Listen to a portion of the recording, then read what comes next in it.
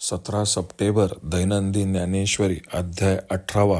सर्व गीतार्थ संग्रह योग अलंकापुरी पुण्यभूमी पवित्रम ते नांदतो ज्ञानराजा सुपात्र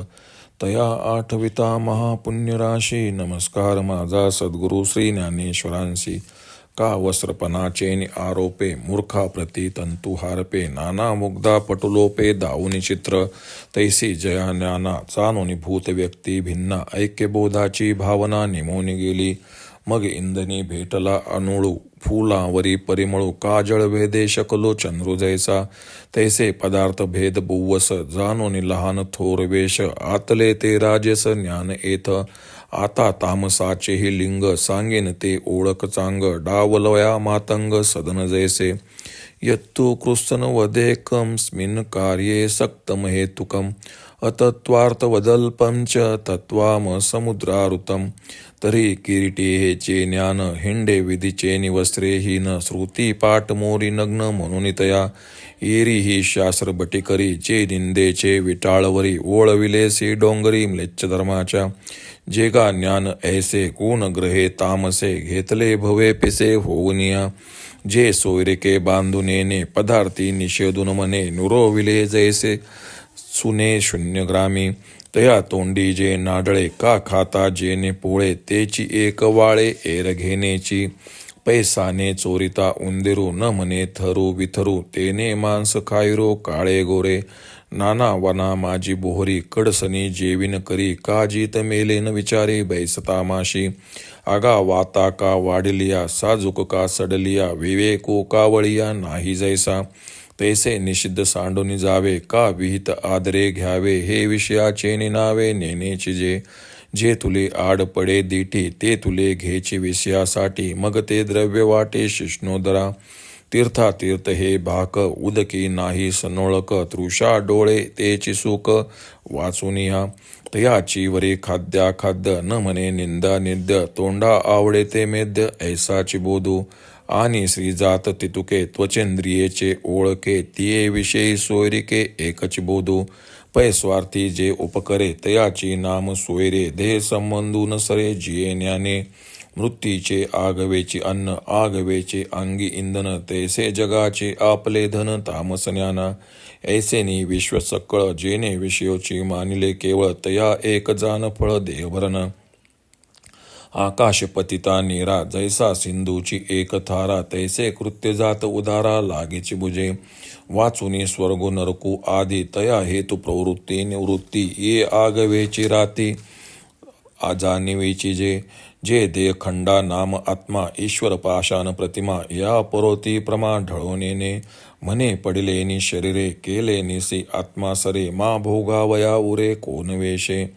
ना ईश्वरू आता आहे तो भोगवी हे जरी होय त्रिदेवची खाये विकोनिया गावीचे देवळेश्वर नियामकची होती साचार तरी देशांचे डोंगर उगे कासते ऐसा विपाये देव मानिजे तरी पाषाण मात्रची जानिजे आणि आत्मा तो म्हणिजे देहांतेची एरे पाप पुण्यादिके ते आगवेची करुण लटिके हित मानी अग्निमुखे चरणे जे का जे चामाचे डोळे दाविती जे इंद्रिये गोडी लाविती तेची साचे प्रतिती फुडी जया किंबहुना ऐसी प्रथा वाढती देखसी पार्था धूमाची वेलिवृथा आकाश जैसी कोरडा ना बोला उपेगा आती गेला तो वाढूनी मोडला भेडू जैसा नाना उसाची कनसे का नपुंसके मानुसे वन लागले जैसे साबरीचे श्रीकृष्ण पुढे अर्जुनास म्हणतात किंवा तंतूवरच विणल्यामुळे वस्त्रपणाचा आरोप आला म्हणजे ते वस्त्र म्हणजे तंतूच आहे हे ज्ञान जसे लोप पावते अथवा वस्त्रावरील चित्र पाहणाऱ्याला सर्व चित्र आहे असे वाटून वस्त्रदृष्टी लोपलेली असते त्याप्रमाणे जगातील भूत व्यक्ती परस्पराहून भिन्न आहेत अशा समजुतीने जो ज्ञानाची ऐक्यबोधाची भावना नाहीशी झाली मग पेटलेल्या अनेक लाकडामुळे जसे अग्नीला व फुलांच्या संख्येने त्याच्या वासाला अनेकत्व यावे किंवा लाटांच्या भेदामुळे जसे चंद्राचे चंद्र भेटावे त्याप्रमाणे पदार्थातील अनेक भेदांनी व त्याच्या लहान मोठ्या आकाराने जे ज्ञान व्यापलेले आहे तद्रूप झालेले आहे ते राजस ज्ञान होय. आता तामस ज्ञानाचेही लक्षण सांगतो, ते नीट लक्षात ठेव. पण त्या वाटेने जाऊ नये म्हणून मांगाच्या घराची जशी स्पष्ट करून सांगतात, तसे तामसाचे लक्षण त्याग करण्यासाठीच आहे असे समज. तर अर्जुना, जे ज्ञान शास्त्रविधी रूपी वस्त्र फाडून नागव्याप्रमाणे संचार करते, त्याचकडे श्रुतिमाला पाठमोरी होते. इतर आस्तिक शास्त्रांनीही ते तामसज्ञान निंद्य म्हणून दोषयुक्त म्हणून त्यावर बहिष्कार घालून त्याला म्लेच्छ धर्म प्रचलित असलेल्या प्रदेशात हाकलून दिले.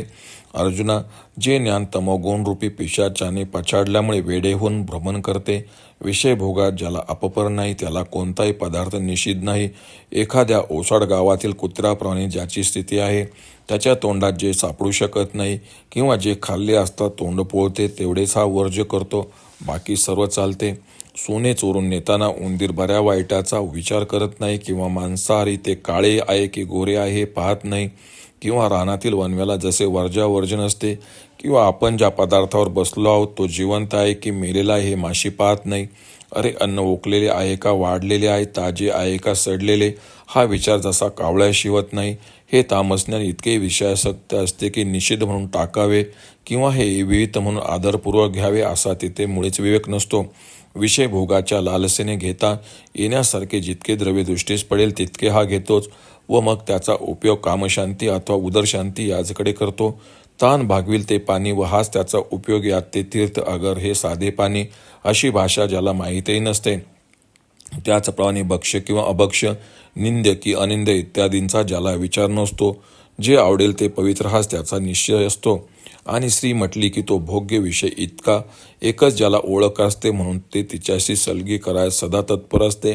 तसेच जो आपल्या उपयोगी पडतो तोच आपला नातलग, ज्या ज्ञानाला सोयरीक ही देह संबंधाच्या नात्यावर असते कबूल नाही. सर्व जगच मृत्यूचे अन्न आहे, सर्व पदार्थ अग्नीचे जळण आहे. त्याप्रमाणे तामस ज्ञानाला सर्व जग आपले भोग्य असे वाटते. अशा रीतीने सर्व विश्व हे केवळ भोग्य विषयच असे तामस ज्ञान मानते, व त्या तामस ज्ञानास देहभरण हे एकच फळ आहे असे वाटते. आकाशातून पडणाऱ्या पाण्याला जसे अखेरचे स्थान म्हणजे समुद्र,